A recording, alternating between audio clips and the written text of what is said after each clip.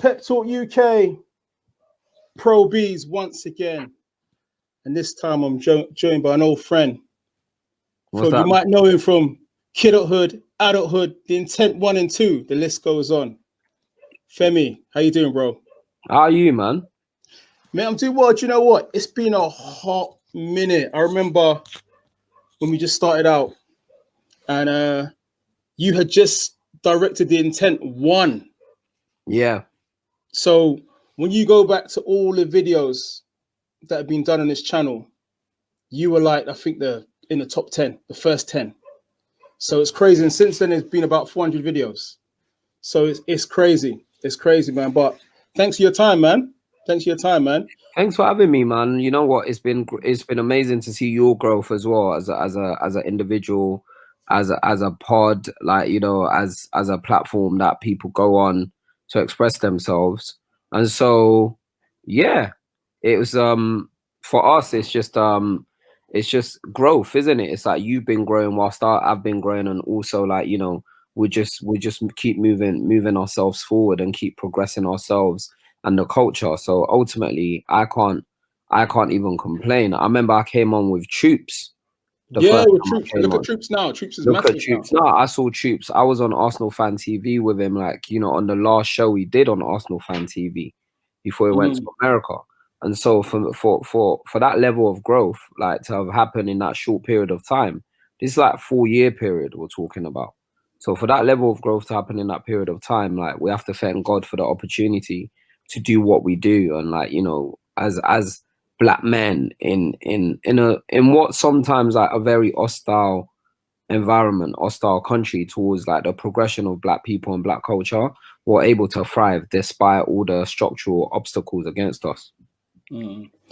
Well, someone's asked me today, you know, what they do to kind of get started. I said, look, first thing is, you know, jot down what you want to do. Second, execute what you want to do. And thirdly, be consistent.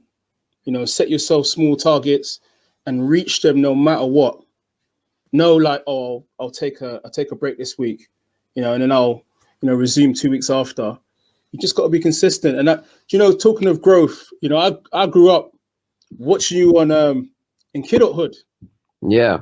And anytime I talk to you, I always think Mooney. I know your name's not Mooney, but I always think of that bar by Bashi. We should be more like Mooney and go uni. Crazy, man, crazy. So look, talk to me about the transition so far from, you know, when you were acting, you started acting, to now actually producing your own films. Well, I suppose for me, like, when I started that acting was when I was 17. I went to an open audition at my old college, St. Charles College, which is where Noel Clarke went, and Noel Clarke was auditioning young people from his old college. And then that's how I got into acting. Kidulthood came out when I was in my first year of uni. Adulthood came out in my final year of uni. My final year of uni, I decided that I wanted to go into acting full time. I went to acting full time. That year didn't really work out to be what I wanted it to be. And from there, I decided that I wanted to do filmmaking, man, because I realized that acting full time meant that you were always waiting for your agent to call you. And I'm just too restless for that. I wanted to get things cracking myself. And so basically that I built from there. That's what, you know, from there I've just grown and grown and grown. Okay, what are some of the difficulties that you've kind of encountered? Obviously, look, films ain't cheap. I know films ain't cheap. You have to raise money every time. They're expensive to raise money for. Music's cheap, right? You can get a laptop, you can get a pretty decent mic, you can record, and then it's when you want to get it mixed and mastered that you have to take it to a big studio. But outside of that, you can get, you know, you can get a laptop, you can do your thing, you know. And so I suppose that with film, it's a lot more difficult to do film to a certain level. Like, anyone could buy a camera and shoot like a little YouTube film, but shoot a film that goes to the cinema, it takes a lot more money. So raising money is always hard, but getting like the right marketing spend and the right PR on your projects always hard. But I just can't complain. Look, I'm thriving. Like, I can't really sit here and say what's hard. Like, you know, I'm here, and that's a testament to the fact that, you know, things could be hard, things could be super difficult, but, you know, if you persevere, if you work hard, if you make the right connections, if you trust God, things will come together. Projects that are looming. I know you've got Against the Odds out this Friday. Against All Odds, yeah, out everywhere this Friday. This Friday. Talk to me about the film. No, the film's about a young kid who's got aspirations of being an MC in the grime scene, in the early days of grime, even before grime was called grime. And he's like, you know, just balancing being a good son to his dad, to his single parent dad, a good student at college, a good boyfriend to his girlfriend, but at the same time pursuing his dream of wanting to be an MC. But all the older MCs at the time were just standing in his way, and in particular one played by J2K, who's just like, you know, proven to be a thorn in his side. And so that's basically what the film's about. It's about a guy with a dream. It's about you and I with a dream. It's about a young black boy in college with aspirations of making something big of himself. I just think when I saw the trailer to the film, I saw all like the Channel U crew from back in the day, and I'm like, yeah, you know what, this is memory lane. I mean, where we set the film even predates Channel U. Like, do you get what I'm saying? Like, you know, we're talking about Jammer's Basement. We're talking about, you know, Pirate Radio. We're talking about even before this is even predates it.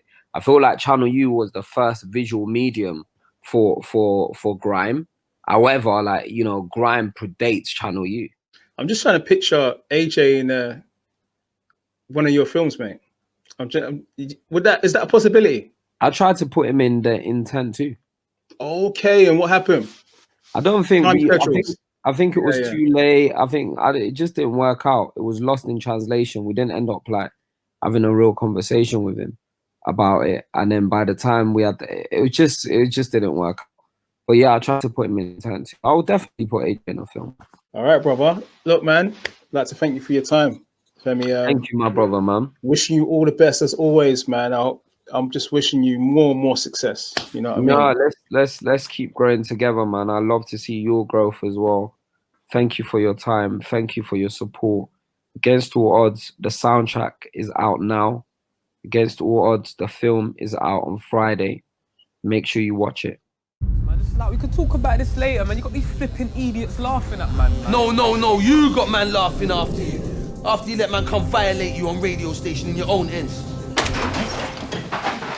You're not gonna do anything when it comes to this. Just leave it. What, you want me to be some sort of pussy or something?